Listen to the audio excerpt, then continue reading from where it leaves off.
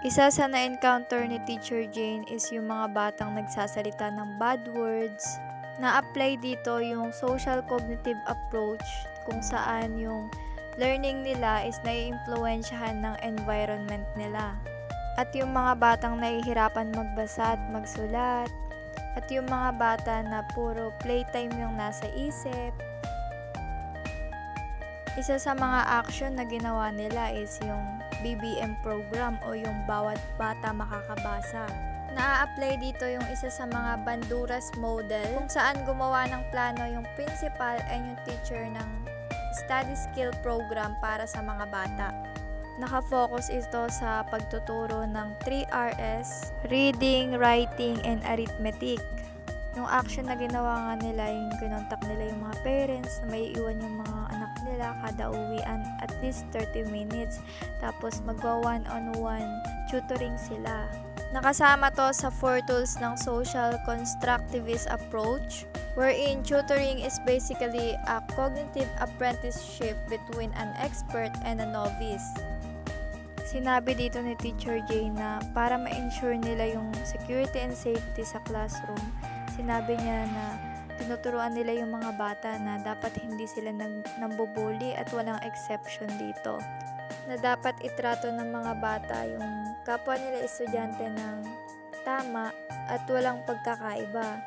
Especially kids with disabilities, na ituro dito sa mga bata na ito na hindi sila naiiba sa kanila.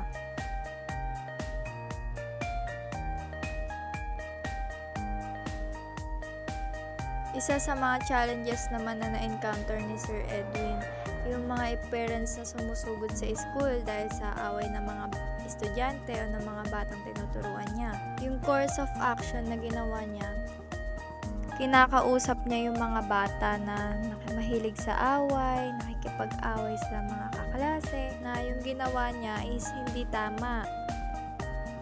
Sabi ni Sir Edwin, para ma-ensure yung security and safety ng mga estudyante niya sa classroom, kinakausap niya yung mga bata na mahilig sa away o yung mga estudyante niya na nag-aaway, para na rin matigil yung pagsugod mismo ng mga parents sa school dahil lang sa away ng mga bata.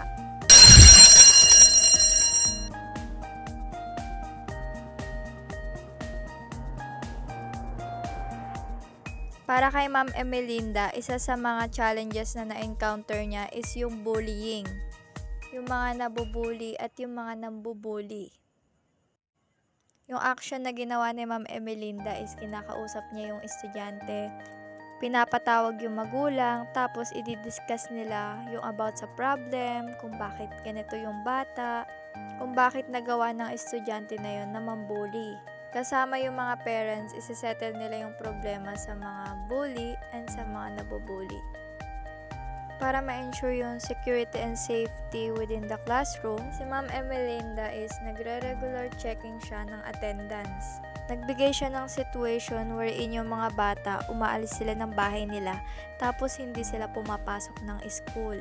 Ang ending nun is kung may mangyaring masama sa mga bata, is yung sisisihin is yung teachers, yung school. Kaya ngayon, nagre-regular checking sila ng attendance para kung may mangyari mang masama sa estudyante while absent siya, hindi na pananagutan ng school yun.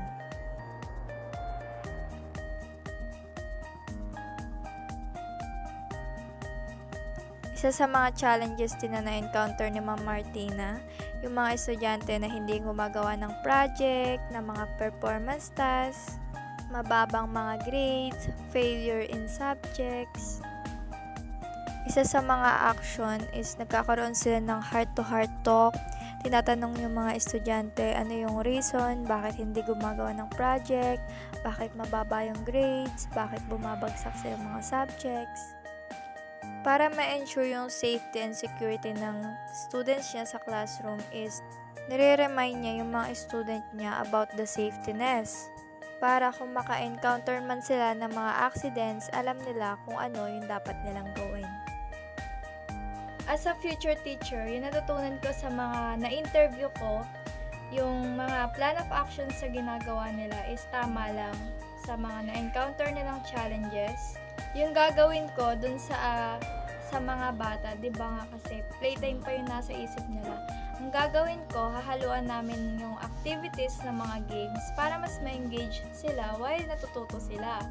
Kagaya ng na-encounter ni Teacher Jane, yung mga bata na nagsasabi ng bad words, is kailangan natin sila na i-guide pa sila dahil mga bata pa sila.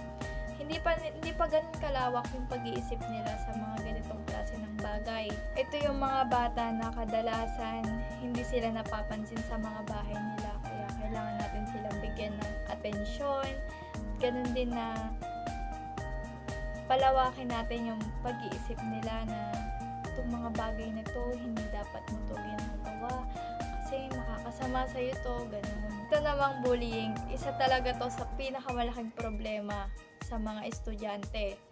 Hindi lang sa estudyante, hindi lang din sa eskwelahan. Sa elementary talagang nararanasan din yan ng mga bata hanggang high school, kahit hanggang college nararanasan yan ng mga estudyante. Mostly sa mga bullying, yung mga nambubully, yan sila din yung hindi nabibigyan ng attention sa bahay, hindi sila nare-remind, hindi sila na-follow up kung ano yung dapat nilang ginagawa. At tayo bilang mga second parent nila, kailangan natin silang i-remind na itrato nila yung kapwa nila estudyante ng tama. As my personal experience, na-experience ko din na mabully. Hindi lang nung elementary, hanggang pagtungtong ko ng high school, nabubully pa rin ako. Pero hindi naman siya naging negative sa akin. In fact, naging positive pa siya na mas inisip ko na dapat mas mag-work ako sa confidence ko, dapat mas tumaas yung self-esteem ko. Pero marami sa mga batang ito talagang nakaka-apekto talaga sa mental health nila itong bullying.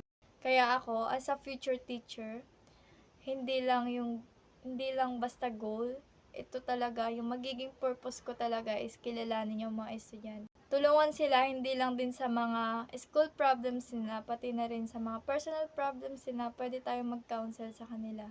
At maging silbi rin sa mga pangarap ng mga estudyante na ito. At ganun din na matawag na isang huwaran na guro.